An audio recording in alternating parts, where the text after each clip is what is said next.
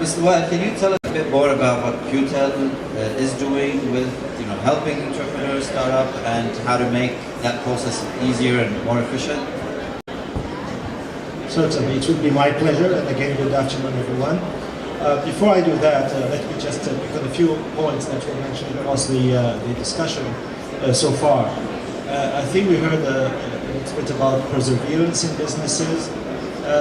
Let me share with you something I shared with an audience in a different country, actually, it was back in the States, about the new economy and the music technology. The fundamentals are the same. You have to have a very good product, you have to have a very strong idea. You have to have what you need to always keep in mind, a value exchange.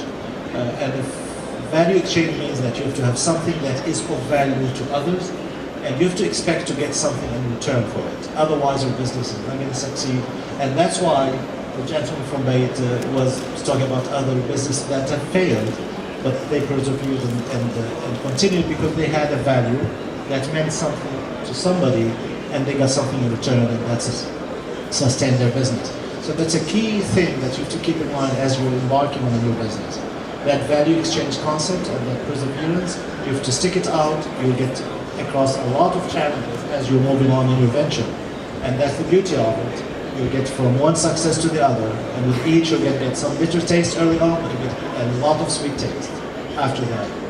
The other thing regarding technology and how it can be harnessed to your advantage as you're starting a business is something that was also mentioned, which is moving from a traditional way of conducting business to a new way of doing it, and mostly leveraging the cloud, as Mr. mentioned and Billy said in their presentation about the virtual office. Now you're moving your risk away from putting it into capital, and you're focusing on your core business, you're focusing on the quality of the service you're going to deliver, and you're going back to that value you're going to bring. You're not going to be distracted by spending money on things that you can now, thanks to technology, not spend money on. So Qtel, back to the question, is very heavily invested into the cloud computing, as Billy mentioned. So now you will be amongst those who are consuming technology like the rest of the world on a consumption model, pay as you go. So you pay every month for services you're going to get out of this cloud. And you can turn it up someday because you have a heavy need for a certain thing, for a certain CPU power or disk space or bandwidth, and you can turn it, scale it down, and you pay accordingly. So you move all of your risk from a capital expenditure to an OPEX expenditure, from a pay-as-you-go. This is very, very key because you can focus your capital investment towards what it means to your business, to your core business. Now, as you're moving on, how technology maybe indirectly can help you. Technology now, part of it is that access to the wealth of information that's available in the world. People talk about crowdsourcing, we talked about mobile applications and user-generated content. Think 20 years ago or 10 years ago, you probably did not have as much access to what others are doing and what other innovations taking place in the world. But thanks to technology, now you do have. Not only you have access to it, you can actually, it's much easier now to leverage it to your advantage.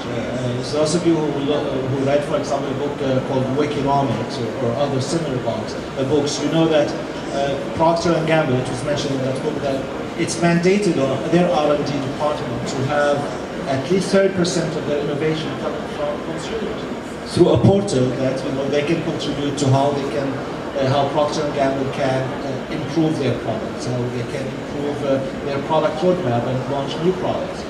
So you can do the same thing, and you don't have to be as big as P&G. You can be as small as who you are now, and be as big as you can be later on, leveraging the product, if you will, on the internet.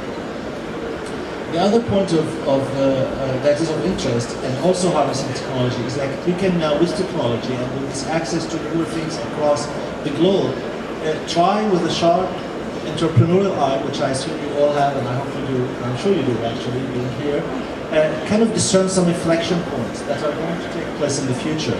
So start discerning what is going to be emerging soon, and probably be the first mover in that domain, and get to harness technology again to get first before others into this area.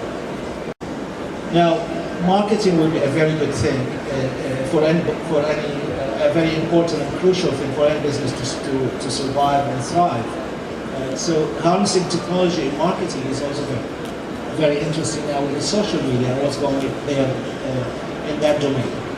So you can harness technology, and with the mobile applications as well as video part of that technology, build a story, have your unique selling proposition or unique value presented in a video, and for a very minimal investment, you can actually leverage social media to get your name out and get your story out. So build a story, put some video content around it, leverage that glass that is now much widely available than TVs and others, which is mobile, and with an app or something, brand yourself, build your brand, and go and leverage that technology. These are all elements of success that are going to cost you thanks to the technology much less than they would have otherwise in the old economy, if you will.